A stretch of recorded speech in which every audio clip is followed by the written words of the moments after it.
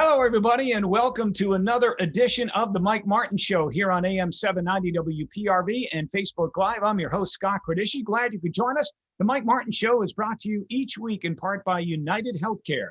You put care into everything that you do. United Healthcare does too. United Healthcare.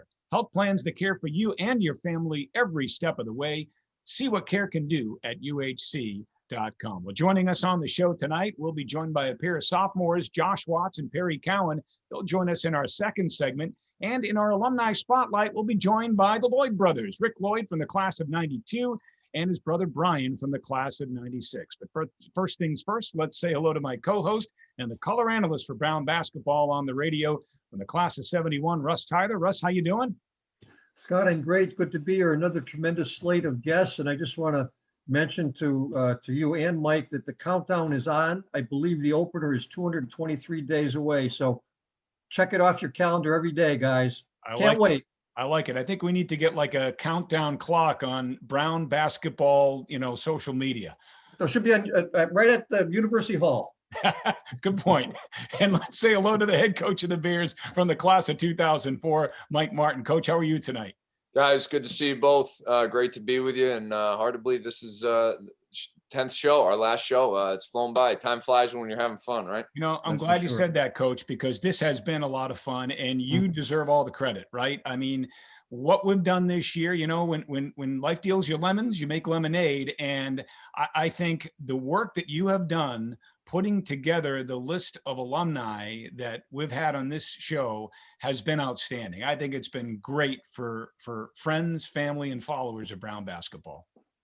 I just keep thinking about that commercial. I keep seeing that it talks about when you get lemons, you got to make lemonade. Sorry, so I was laughing, but yeah, thanks. It's been so easy, and there's so many others that we didn't have on that would be great too. So that's the great thing about being the coach at Brown. You have so many people who've played for your program or our program who are still so united and engaged and want to support the program. And they helped us out so much, because normally we're talking about the week that was and the week coming up on the court and all the games. And unfortunately, we didn't have that this year. So I'm grateful for those guys. And Russ, how lucky are we to not only be able to talk to those alumni, but to talk to Coach Martin every week, to talk to his assistant coaches and all of the student athletes that are part of this great program. Well, it's been tremendous, Scott, for me. I mean, I'm going to miss it. I had sent Mike an email back several weeks ago, wondering if we could do this every single night and if we could continue it into the summer. Honestly, it's been tremendous. And Mike, your alumni guests have basically expressed their appreciation for their basketball experience, I think, all the way through all 10 weeks. And Mark McAndrew last week, I was really impressed by what he said about his experience, because he said, I think, essentially that every single day goes by, he has gratitude for and appreciates the impact that Brown basketball has had on his life. And I think when he says that, he speaks for you, he speaks for me, he speaks for Scott, who's an honorary Brown basketball alumnus, and for all Brown basketball alumni. I mean, we all loved our experience at Brown basketball and continue to. It's going to go on for a lot longer than we're around for. It's been going on for over 115 years. So it's a special place. It's an amazing institution and program, and we're grateful for the people that have participated. Obviously, Mark is a great example. There's so many others, and the school, the program have done so much for my life and my teammates and guys that I've coached, and I think that gratitude is so important. All right, Coach, let's talk about some things as we look with an eye toward next year. I know when we started this program 10 weeks ago, scheduling was still up in the air. You still had to finalize some things. You still haven't quite finalized the schedule, or how close are you to finalizing a schedule for next winter?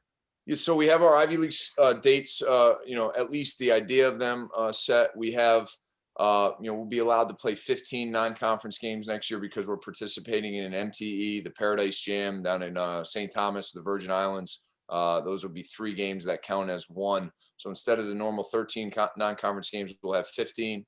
And we have 13 of the 15 scheduled. 3 down at St. Thomas. Obviously, we'll play URI. We'll play Bryant. Bryant will be at home. URI will be on the road.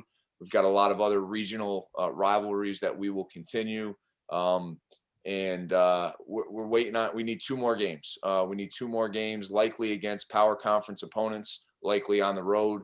Right now we're looking at 6 non-conference home games, 4 non-conference road games, the 3 games in the Virgin Islands, and then we'll add 2 more road games. So it'll be a pretty balanced schedule, 6, 6, and 3, and then with the 14 Ivy League games. So it'll be a lot more games we played this year. And Mike, what is the situation right now in terms of summer camps, not just your own, but other camps that you guys used to go to in the summertime to evaluate talent? Still up in the air, Russ. We are waiting to see what the NCAA does. I think there's a strong likelihood that the recruiting dead period that's been in place since last March and right now has been extended through May 31st. I think there's a strong likelihood that that will be lifted.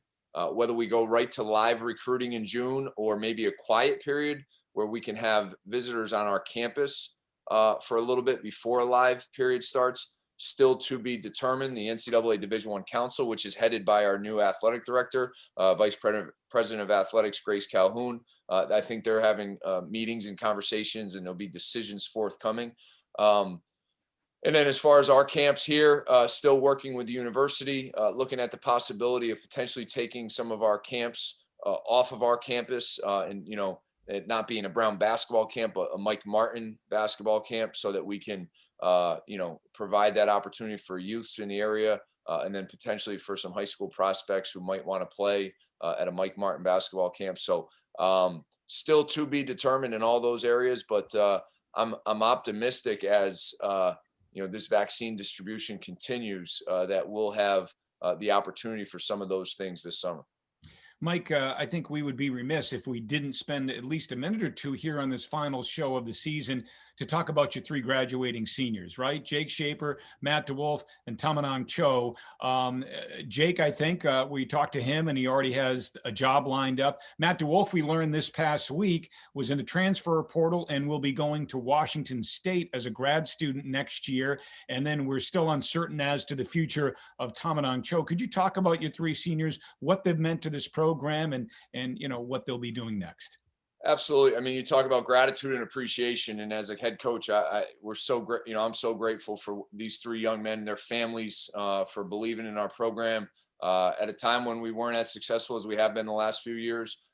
They decided that Brown was the right fit for them, that we were the right staff for them, and they really were such key components of us having the most wins in school history over the last 2 years. And Jake's got a great job offer with BCG, Boston Consulting Group. He'll be starting with them this summer down in Houston.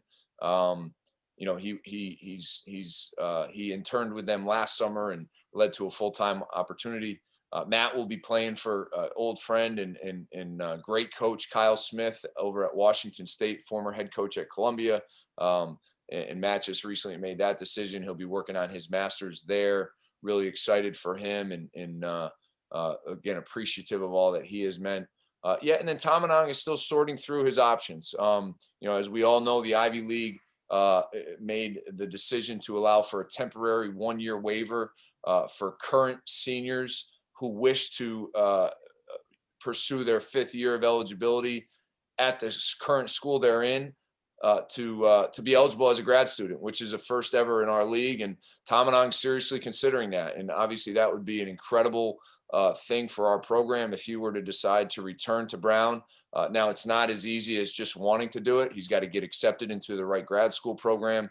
It's got to make sense for him. It's got to be something that, financially makes sense, because he's got full scholarship opportunities to numerous schools throughout the country that not only will offer him a really good grad school program, but also high-level basketball. So he's still sorting through that, and we are going to support him as best we can. But, regardless, these 3 guys are destined for great things in their future, and they've meant so much to Brown basketball. If T decides to come back, that would be an awesome thing for him and for us. But, I only want him to do it if he thinks that's what's best for him. Mike, a lot of Brown basketball fans have asked me about your own physical conditioning. I mean, Scott has video of you dunking the ball up at Dartmouth a couple of years ago. And so I'm asked whether or not you're dunking the ball with regularity at the present time. I am. We have a adjustable hoop outside the house in Barrington. So anytime I want to feel good about myself, I just lower it to like 8 feet, and I can do that no problem. I just want to know, Coach, do you have another year of eligibility? You know, with the pandemic and everything, and they're just throwing out extra years of eligibility, the NCAA. Can you be a player coach next year, maybe? Maybe the first in the history of the Ivy League, be a player coach. Yeah, no, we want to win, Scott. We don't want that. We want to win. Well, Mike, again, I know we're going to talk to Josh and Perry in just a couple of minutes, and Rick and Brian at the end of the show, but I don't want to wrap up the show without thanking you once again. Great job putting this whole thing together. Russ, I know you've enjoyed it just as much as I have, and it's been a lot of fun. Well, I thank you guys, and you know, it's always fun seeing both of you. Always fun talking Brown hoops, and we're able to do it this year virtually. Can't wait to be back in person together next year for the show. All right. Don't go anywhere, because when we come back, our student athlete guest this week will be sophomore guard / forward Josh Watts, sophomore guard Perry Cowan. They'll join us when the Mike Martin Show continues right after this. Elite Physical Therapy was founded on relationships and wanting to do the very best and elite by others. Having our partnerships with institutions like the University of Rhode Island, Providence College, Brown University have made us proud to continue to serve the communities like they do. I can say that I am incredibly proud of our team and our community. Treating them, we know these people on a personal level. Here at Elite, we really focus on the person and what's important to the person. We love Rhode Island. We're living here. We're raising our families here. You put care into everything you do. United Healthcare does too. Like connecting you to care whenever you need it. Because like you, United Healthcare knows what care can do. The day the world stopped was the day we found where to go.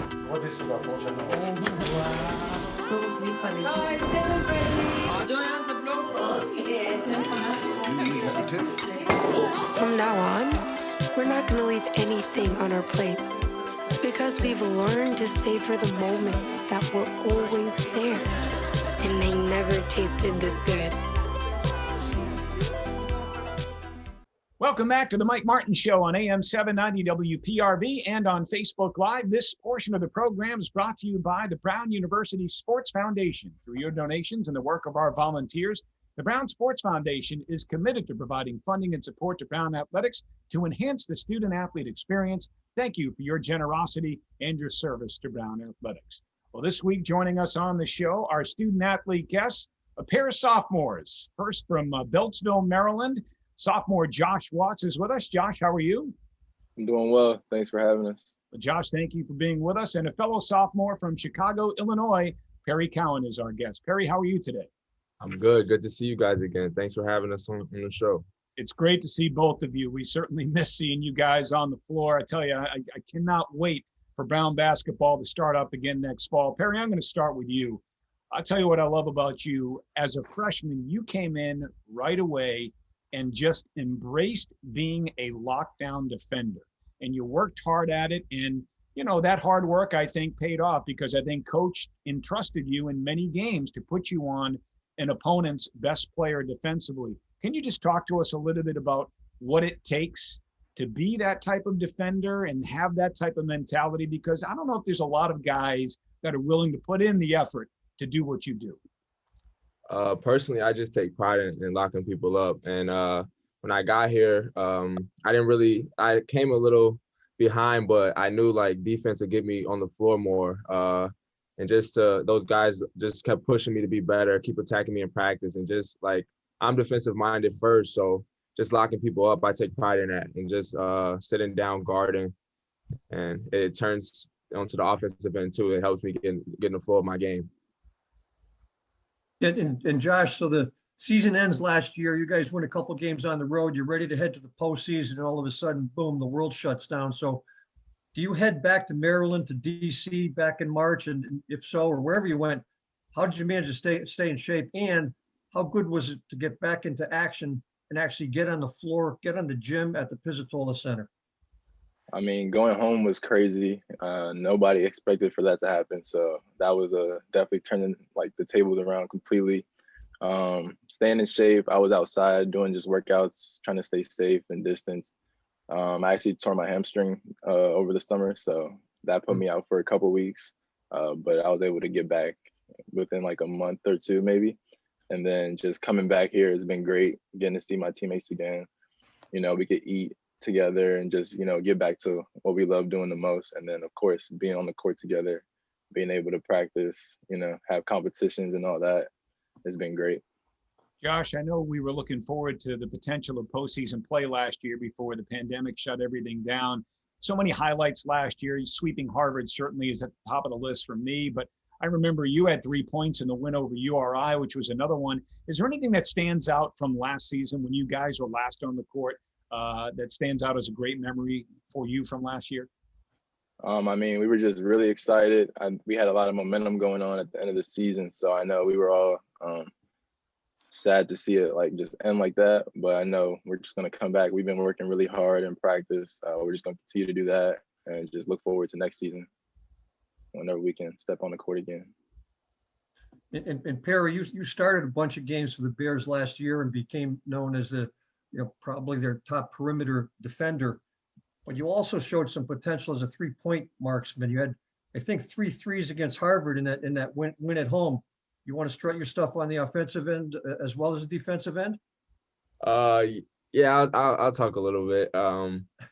It's just the guys, they trusted me. And coach said, when you're open, be ready to shoot, get low, ready, hands ready, just knock it down. So, and the guys kept telling me the same stuff. So just being ready all the time and never taking a play off. Coach Martin, can you talk about these two young men and their game? And we'll start with Perry. And just to add to what he said, I noticed his confidence, his belief in himself when he was open that he was going to take the shot. And I feel like, and I don't have the numbers in front of me, but I feel like as the season went on, he got better shooting the basketball for you. We've talked about what a good perimeter defender he was for you as well. Talk about these two young men in their games. Confidence comes from preparation and hard work. So, these guys put the time in and that's where, they get the confidence that we saw as freshmen. Josh playing big minutes and helping us, beating a team like URI and obviously Perry, making so many big shots that he did throughout the year. But they both came to us with great foundations. I mean, they were really, really well coached. Steve Turner at Gonzaga High School, who Josh played for, and then Tom Kleinschmidt at DePaul Prep, where Perry played. And then both great AAU programs, Team Takeover and Keith Stevens for Josh, and Illinois Wolves, Mike Mullins for Perry. I mean, those are like, they were used to being coached and they were used to being coached hard. And that allowed both of these guys to have the impact they had as freshmen. So, they're both obviously really well, they're gifted, right? Like they have good speed, good length, good athleticism. They can, cover different positions. But they also had the foundation of really good coaching that allowed them to get on the court. Because as we all know, that's an adjustment, as a freshman, going from the high school to the college level, and guys who've been exposed to playing at a high level, but also, being exposed to a lot of high level coaching prepares them to make the impact that these guys had. But hopefully it's a lot more than just what they did last year. We're expecting both these guys to do big things the next few years. And Josh, Coach Martin just talked about the adjustment in terms of basketball from Gonzaga High School to Brown. How about the adjustment academically from Gonzaga High School to Brown and the open curriculum? Talk about that a little bit, if you don't mind.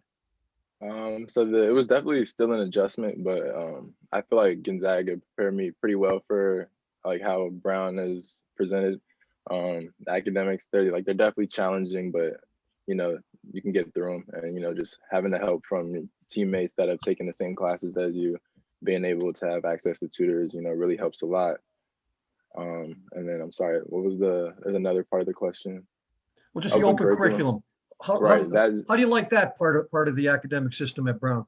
I love the open curriculum. I'm majoring in business, but it allows me to take classes in many other aspects and subjects that I never would have thought I would have been able to study. I'm taking a philosophy class next semester while I'm here in the summer. So I'm really excited about that. I know Perry's in that too, so we're going to be in there together. Josh, just to follow up on your high school, Gonzaga in Washington, D.C., if I'm not mistaken, Tavon Blackman is also a Gonzaga alumnus. And did you know Tavon, and did his coming to Brown or experience at Brown have anything to do with you coming to Brown? So we were never there at the same time, but I did get to meet him while Coach Martin started recruiting me. I think they came to Gonzaga at the same time one time during like an open gym or something, and I got to meet him, talk to him, ask him a lot of questions about, you know, how Brown works, how he liked it, and everything like that. So definitely was a great person to talk to when I was learning more about Brown. And Perry, taking it back to high school, what factors led you to consider Brown, and what factors led you to decide on Brown, and describe the recruiting process, if you don't mind. Like the academics mainly, and just thinking about like what I want to do after college and how it would set me up after college was one of the biggest factors. Brown, they kind of recruited me like at the end of my summer, my 17-year summer, but like when I got the offer, I didn't know much, but just reading about them and hearing my coaches talk about them and how like it'd be a great opportunity, I decided to look into it for myself. And like it was an up and coming program. Coaching staff was really invested into the players and the development. I like that. And it's a smaller school, and I really like that because it's more like a family atmosphere. So that like was one of the turning points for me, and just the visit. And when they came out there and talked to me, it showed like they really had an interest in me at heart. And that's what really made me love Brown. Perry, a career high 11 points in one of those 2 wins over the Crimson last year. Same question I asked of Josh. Any moments that stand out from that season a year ago for you? And more importantly, your expectations for this team and this program moving forward? All the game winners we hit. The first one with Brandon, and then Zach hit a few, and T at Harvard. That was one of the best ones. And also beating URI, because if you looked at the stands, it was mainly URI players. Like they're mainly their fans. So just beating them at our home and sending all them home sad was really enjoyable. And then what about your expectations moving forward? I want to win. I think we definitely have the pieces to win it all next year, win the tournament and win the conference, and then see our name on Selection Sunday. So that's what I think we can do. That's what I know we can do. And Josh, I just asked Perry about factors that led him to Brown. Maybe you could talk about the same thing. What interested you in Brown at the outset, and how did Brown come into the picture, the recruiting process, and how do you ultimately decide on Brown? Similar to Perry, I just felt like it was like a big family. When I got the offer, I didn't know much about Brown as well. Talking to Tavon and then finally getting up here for a visit, that really helped a lot. I just fell in love with the school here, fell in love with the coaching staff, got to see practice and, you know, how like the day-to-day goes for a student. And I could just really envision myself here. And then now that I'm here, it exceeded my expectations. Like I'm just like a big family, love all these guys. So glad to just see what we do, keep making progress, keep going forward. So question for both of you. If I'm not mistaken, with this new summer semester this year because of the pandemic, I believe sophomores and freshmen will be on campus. So will you two be on campus for the summer semester? And if so, I guess the rules are also such that you guys will be able to do some workouts either together or individually with coaches. I'm not sure how it's going to work out, but to me, I think this is going to be really beneficial for our program because there's so many young guys like yourself and like the incoming freshman class that are a part of it. So it's only going to help you guys even develop more and hit the ground running as we go into next year. Josh, you want to take that first? All right, I'm excited to be here in the summer. I know Perry is too. We've had many conversations about the summer, and I know we're going to be like the 2 oldest people that are going to be here this summer, most likely. So I think that would be a good opportunity for us to take leadership and really instill like our values and everything on the younger guys. I think that will help us to like get a good start when we are all back together in the fall. Perry? Yeah, same thing Josh said. Just because I know, like we both know how it was our freshman year and how big of a difference it was and how like the older guys helped us. And that's what we're looking to do in the summer, just to help the younger guys like adjust better and like get them accustomed to our program, which will help later on, like when the season starts and everybody's back together.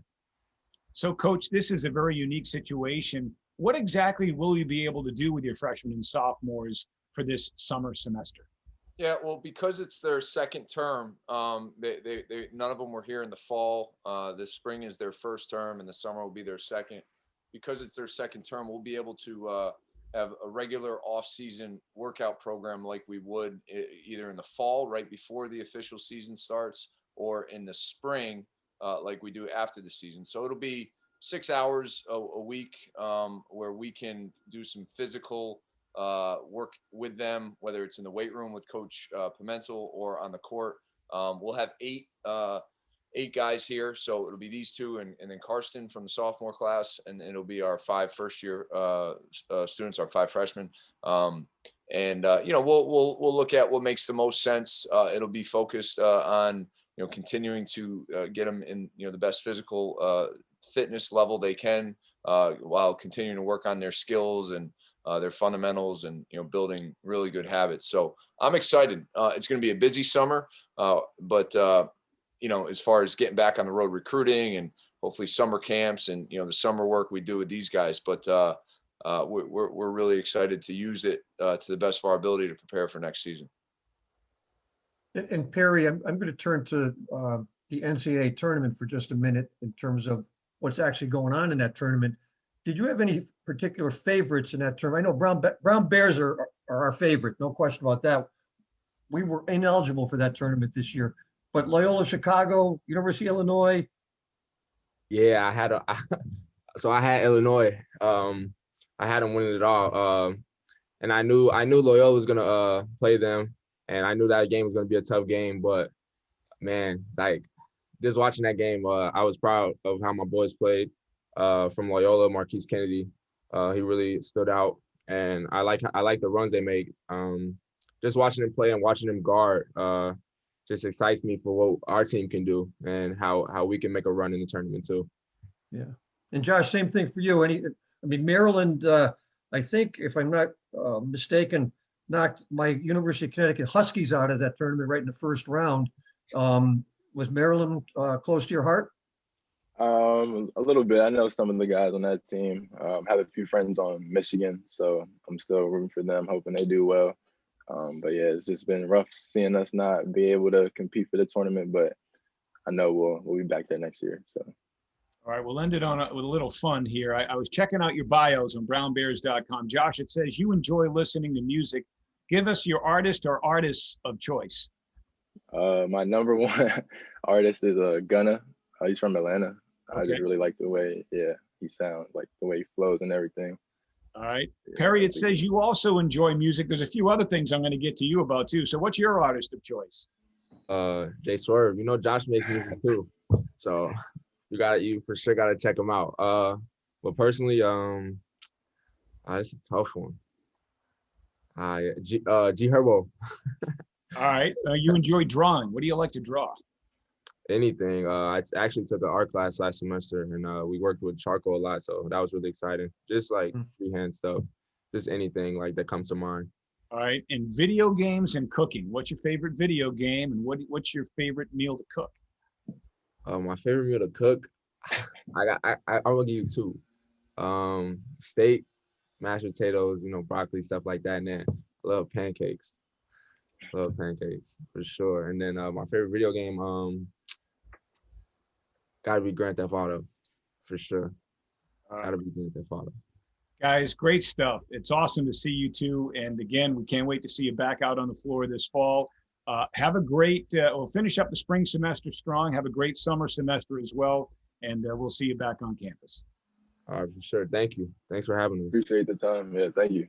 All right, Josh Watts, Perry Cowan, our player guest this week on the Mike Martin Show. We'll take a break. When we come back, it's our Alumni Spotlight, and we'll be joined by the Lloyd brothers. Rick and Brian Lloyd will be our guests when we continue right after this. The Learfield IMG College Directors Cup, the highly recognized mark of distinction in college athletics across all divisions, both men's and women's sports. Follow your favorite team's pursuit for excellence in this prestigious annual award through thedirectorscup.com, USA Today, or L Directors Cup on Twitter. Learfield IMG College Directors Cup, the crowning achievement in college athletics since 1993. Hey everyone, this is Dr. Danielle. I'm here to present to you the Performance Fit series brought to you by Performance Physical Therapy. This is for anyone, if you're an athlete, you're exercising from home, or you're just returning to the gym. Even Bruno the Bear can do these types of exercises. We've got strength and conditioning, some flexibility and mobility, as well as speed and agility. So you can find all of these videos at brownrec.com or performanceptri.com. Hope you enjoy. Welcome back to the Mike Martin Show on AM 790 WPRV and on Facebook Live. This portion of the program is brought to you by the Hilton Garden Inn Providence, the only waterfront hotel in the city that features newly renovated rooms, public space, and a bar and lounge area with outdoor seating and spectacular views of the harbor, located at 220 India Street in Providence. Make your reservation today. Well, this week on our Alumni Spotlight, it gives me great pleasure to welcome to Coach's Show from the class of 92, Rick Lloyd. Rick, how are you? I'm doing great. Great to be here, Scott. Well, thank you for joining us. And his brother from the class of 96, Brian Lloyd, is with us as well. Brian, how you doing? Good, Scott, Russ, Mike, how are you? Well, it's great to have both of you on, and two Brown Athletic Hall of Famers, Rick from the class of 2005, and Brian, you were inducted in the class of 2008. Rick, I'll start with you. You know, you both were such terrific players at Brown, both 1,000-point scorers. In fact, I think when you graduated, you may have been the fourth all-time leading scorer, but a two-time captain. What do you remember most about your Brown experience? I think what I remember most is the teammates, the coaches, the friends, the people. You know, no question, you know, people like Russ, you know, who are on the sidelines calling games. Even back then, it was a different technology and different era. I think it was Brown, you know, Brown Radio or Brown BTV maybe. You know, it's definitely the people. And we had some great times playing games for sure. But just massive memories about all the people and all the good times together. And Brian, let me ask you, obviously the picture perfect jump shot, and I'm serious when I say that, but let's go back to that Lafayette game when the Bears get a nice win over Lafayette, and you set the school record, 9 threes in that game, but you went 9 for 11. You only missed two shots. How big was the basket that night? Did they make the rim bigger for you that particular evening so you'd set the record? Or how did it work? Yeah, it's sort of that commercial, you know, you feel like Mike, right? Michael Joy, remember, I think he was playing against the Portland Trailblazers or something, and he's looking to the sideline like, I don't know, it's just going in. You know, that's the way I felt. I think it was 7 for 7 in the first half. I don't know, something. And then came out the second half, missed one, made one, missed one, made one. And then the coach took us out because we were up by, you know, too many points. I was like, come on, coach, I'm setting a record here. We could have kept going. The fun part of that story is that he scored that against a school that didn't recruit him. And he reminded the coach of that after the game. So 9 for 11, coach. Can I play for you now? my dad and I drove all the way from Jersey there, and he sat us down in his office. And I know, Coach Martin, you would not do this. And he said, you know, didn't even give us a tour. He said, you know, I just don't think you're the caliber player we want. It's like, okay, I guess we're driving an hour back. So it felt good to go 9 for 11 that game. Felt even better to get the W. Brian, I want to know who has the scoreboard on who, because your careers are so similar, right? You're both 1,000-point scorers, but you know your brother scored a couple hundred more points than you did in his career. But on the flip side, you broke his career 3-point field goal record. So you know who has the scoreboard on whom? Well, I think we're the master of our own craft. We always, a lot of people always ask that, and they asked our father, we learned it from him, who was the better player, and he was a better point guard. I was a better shooting guard, right? He held assist records. He was the general on the floor. I just had to come off, 2-3 screens, right or left. I had the easiest job, right, to shoot the ball. But he kind of led it there. So I think, obviously, I always joke, I just followed the yellow brick road. He was the one that had to put the pavers down on the road. So I had the easier job being the little brother that I could see what success looks like and then kind of follow in his footsteps. And while I would say that I did score more points than my brother, I think it was his senior year in high school when he grew 4 inches and had that really high release, beautiful jump shot that I stopped any semblance of one-on-one. Any one-on-one. We only played together from then out. Yeah, that's true. Yeah. And Rick, Brown basketball and Brian Brown basketball is so lucky to have 8 consecutive years of the Lloyd boys. But Rick, can you take us back to how that started? In other words, back in 86 or 87 or 88, the recruiting by Mike Singheiser and or his staff, and how you became interested in Brown and how you decided on Brown. Yeah, I believe that I was up at an AAU tournament, grew up in New Jersey, we both did. And I think I was at an AAU tournament up in near Newark, New Jersey. And Phil Ness, it was during the recruiting period, and Phil Ness showed up and saw me, and shortly after that, I had a couple of good games, and shortly after that, he started reaching out, and then Mike started reaching out, and it came down to some good schools, came down to Brown and Princeton and Rutgers, and just had an incredible visit at Brown. Met some terrific folks during the visit. Really liked Coach Singheiser and what he was doing, and made the choice to travel a little bit further away from home, and never regretted it. Really enjoyed the time there. Rick, correct me if I'm wrong, because I graduated from high school in 85, and I want to say it was the next year, 86, that they implemented the three-point line. I can't quite recall, but it was obviously either in your high school or in your college career, and it couldn't have been more tailor-made for people like you and your brother. Yeah, no doubt. I think I had 2 years in high school, maybe with the three-point line, and both of us really liked it.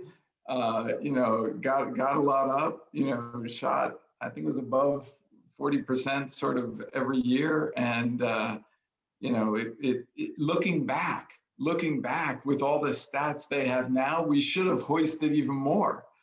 Because those are valuable shots, and we only took them from the line or a foot behind the line. We didn't have the courage to shoot them from 5 to 7 feet behind. I never mastered this step back 3-pointer, which is like mandatory today, right? Yeah. Coach Martin doesn't recruit unless the dude can do a step back, right? From 3. Yeah, and Brian, if I can take you back to, well, you were at the Brown Duke game, December 28th, 2019. You attended that game, but you also, Brian, had experience. You played against Duke twice. The first time, I believe, was against the Grant Kill-led Blue Devils, where you took them to 5 minutes left. You were down maybe 5 points. And then in the same calendar year, I believe you opened up with Duke. And in that second game at Duke, James Joseph actually conquered the Cameron Crazies. If you can maybe talk about both those games, please. Yeah, that was great. The first game, I tell you, I think we were even shocked, right? You have Brown University, Ivy League. I grew up Bobby Hurley, Jersey, right? Rick and I grew up Duke fans, at least I did. And, to play there was an experience. Grant Hill was a senior, you had the crew. We were right there, 6-point game, 5 minutes to go. I was guarding, Scott Collins, the Northwestern coach. Chris Collins, Chris Collins. What a great experience it was to play there, to be in the game, to play competitively. And then you flip it to the next year. It wasn't as competitive. I think right out of the gates, they kind of got a jump on us. But James Joseph, our center at the time, fouled out of the game. And you know, the crowd, the Cameron Crazies, the bench, you're right on top. So, you know, all the crowd, they sit there and go, whoa. And then they do that until the player who fouls out sits down, and then they yell, you're out, right? So a kid that was sitting right behind said, don't sit down, don't sit down. So literally James stood up with a towel over his head for the rest of the game. And there was 6 minutes left. He fouled out, unfortunately, it was 6 minutes to go in the game. And he stood up for the remainder of the game. And it was literally one by one, they started to whittle off. And Sports Illustrated had Apocalypse Now, a little blurb. And so Brown basketball made it in Sports Illustrated. That's cool. Mike, as you know, this program has so many great alumni representatives, and really none better than these two fine young men. You know, both 1,000-point scorers, both two-time captains. You know, Brian, two-time All-Ivy. Rick graduated summa cum laude, 3-time academic All-American. You know, both members of the Brown Athletic Hall of Fame. Just two more great examples of the power of the Brown Basketball Alumni Network. Yeah, these guys, I mean, we're so fortunate to have so many like Rick and Brian. And I first met them when I was a player at Brown. And, you know, obviously they're so present and engaged and supportive of our program. And it's been that way for a long time. But I'll always remember, you know, after I got done playing, I started coaching under Coach Miller. And like his sole mission was, like, every time we recruited a guard, he would ask Russ Fiore, does he remind you of the Lloyd brothers? Is he a little bit like the Lloyd brothers? Like he wanted to recruit somebody like Rick and like Brian. And speaking of Russ has an incredible story about Rick, you know, ducking out of health services when he wasn't supposed to, just to play in a game at Brown. And yeah, great players, great competitors, but obviously have gone on to, you know, great success beyond basketball. And they've been great to our program. This is great therapy for us. Yeah, I know. Therapy, really. I'm glad we're recording it so I can play it later for my kids. And Scott actually called us young men. Little did you know that over the years we've aged. You know, it's unbelievable. Brian, you look the same, like the same guy that visited Russ and I in Ithaca, New York many times, and the Bears are playing the Big Red up in Ithaca when you used to live in Rochester, New York. Yeah, that's right. Yeah, we were just talking about that when we came on. That was sort of a ritual, it was only an hour and a half away, try to get to the Cornell games, you know, to support the team. So loved it. Rick, Coach Mike Martin has enjoyed some success with the Providence College Friars. In fact, the success has extended the fact where they won't even play Brown anymore. But I want Coach Mike Martin, to be aware that I think you poured the foundation for that with a 71-69 win over the Friars in your senior year at the Civic Center, an overtime win. Can you tell us about that game? Because that was a foundation for Mike's success currently. I'm sure it was. I'm sure it was the turning point. But there had been a number of years, probably a couple decades, I think, where we hadn't beaten Providence. And it was our senior year, just before the holidays, you know, went down to the Dunkin' Donuts Center, I think at the time. And, you know, we came out pretty hot. And that second half was just a back and forth battle.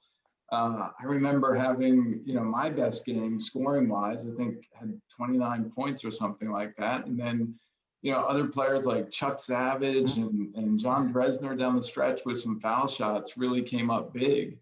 And as you said, we pulled it out in overtime, and any victory since then is all because of that win. So it's great to take that credit. And no, but seriously, take nothing against you know, Brian, I think, had some big wins as well, and Coach Martin's just doing a terrific job getting, you know, great kids and great players and competing not only in the league but beyond. And so very excited about the future of the program. Russ, that would have been against a Rick Barnes coach team, who I think should be a Hall of Fame coach someday. He's just a terrific coach. And guys like Smith and Simpkins on those teams? Yes, both of them, Scott. Both of them are on that team. Wow. So, Brian, what are you doing today? So I am in Ellicott City, Maryland. Got 3 amazing kids involved in sports. As I said, I got soccer Uber duty at 4:30 today to kind of get them to their sports. From a career standpoint, I'm Senior Vice President of Operations for a small but growing health and weight management company out of Maryland. So we help individuals lose weight, get healthy, get off of, A1C type medicines, lower their blood pressure. So it's pretty exciting. I've been there about a year, and we've doubled the size of the business. So it's a fun, young, entrepreneurial atmosphere. And I tell you, it reminds me of Brown. You asked Rick the first question, and it's a, family environment, growing, figure it out, work together, collaborate, which is what you do as a team trying to win Ivy League championships. When I hear you say young entrepreneurial, does it take you back to your days with Professor Hazeltine? Oh yeah, I mean that's what that's who we are and why we're in business, right? Everyone always asks me, "Oh, you played overseas professionally for 2 years. Why didn't you get into coaching?" And Professor Hazeltine, had a big influence in my understanding of business. I remember Rick said Dunkin' Donuts Center. I remember doing a Dunkin' Donuts, business case or project there. And that just kind of got the juices flowing as to all these stores we walk into. How does it operate? How do we get from A to Z? And so, definitely he's had a huge impact in why I'm working in business over the last 20 some odd years. Yeah, and Rick, you're now 29 years out. Unbelievable in terms of how fast time goes by. But what's your career path been since you graduated from Brown? I mean, I know you went to Wharton. I believe you were the president of your class at Wharton, so you continued with your Brown success post-Brown. What are you doing now, and how'd you get there? So, Rick, for the record, I called you a young man. Russ emphasized that you're 29 years out. So I think what he's implying is you're pretty old. Rick, let me say this. Brian would be having his 25th reunion this year, which he's not having really. I'd be having my 50th. So, Scott, there you go. There we go. That's really amazing. So right out of school, I spent a year over in England playing in their Premier League. So played professionally over there. That was the only time I was sort of president or captain of the team there. Brian took my advice and went over to Europe for 2 years and played for 2 years before he got his career going. As you said, after that, I spent a couple of years in sales for a financial services company, business school, a few years in consulting, and for the past 17, I've been with Novartis, which is a pharmaceutical company, currently working in the group that makes oncology medicines to extend survival and quality of life for people with cancer, and currently lead the strategy, digital, and business innovation team, helping us adjust to all this new normal, where we use digital technologies to communicate with customers, patients, and internally as well. Brian, Rick talked about your time. You played professionally in Northern Ireland. Before that, when you were at Brown, you also did a couple of things. Tell us a little bit about it. You taught English to kids on the East Side, and you also did something at Marion in terms of nutrition. And does that in any way tie into what you're doing now? Well, I'm sure it does. I think just, being a student athlete, you're always focused on, getting the right calories, you're making sure you get the right sleep, you master time management at an Ivy League school, right? So yeah, we had some fun times. I think I did 2 or 3 summers where we stayed there, a couple of guys on the team to really work out. And it was a great inner city program in the Providence area that we were able to do. Josh Fenton, who is very successful now, very involved all the time in the program, had a great opportunity where we would go, and in order for these kids to participate in some of the athletics and basketball that we did, where we ran sort of a league, they had to come for English class, and we would go into one of the local libraries, and it was literally down in the basement. We'd almost have a classroom, and we just kind of help the kids along with different things. I've always, to this day, even in Ireland and England, a lot of my spare time was out coaching kids. I coach all my kids in soccer and basketball and different things. And my passion for working with kids. And as you said, you kind of have to master your craft of nutrition. And it's kind of led me into that because I've always gravitated towards health and fitness and wellness. Before the company I worked for, I was 7 years as an executive with Medifast, which is another kind of weight management, healthy living lifestyle company. So it's what keeps me energized and wake up early in the morning to get to work. That's what keeps them looking so young. Yeah. Well, guys, thanks so much for Russ. You had another question before? No, go ahead, Scott. Okay, guys, thank you so much for joining us on Coach's Show. It's great to catch up with the two of you. Just great representatives, as I said, of Brown basketball and Brown University. And stay in touch. I'm sure you will. Yeah, absolutely. Thanks for having us, guys. All right. Thank you, fun. Thank you very much. Had a great Rick time. Lloyd, class of 92, Brian Lloyd, class of 96, our guests, wrapping up the Mike Martin Show, not just for tonight, but for this season. I want to thank everybody that was a part of the show. And for my co-host, Russ Tyler, and the head coach of the Bears, Mike Martin, my name is Scott Kredishi. Thank you for joining us, everybody. This has been a presentation of Learfield IMG College.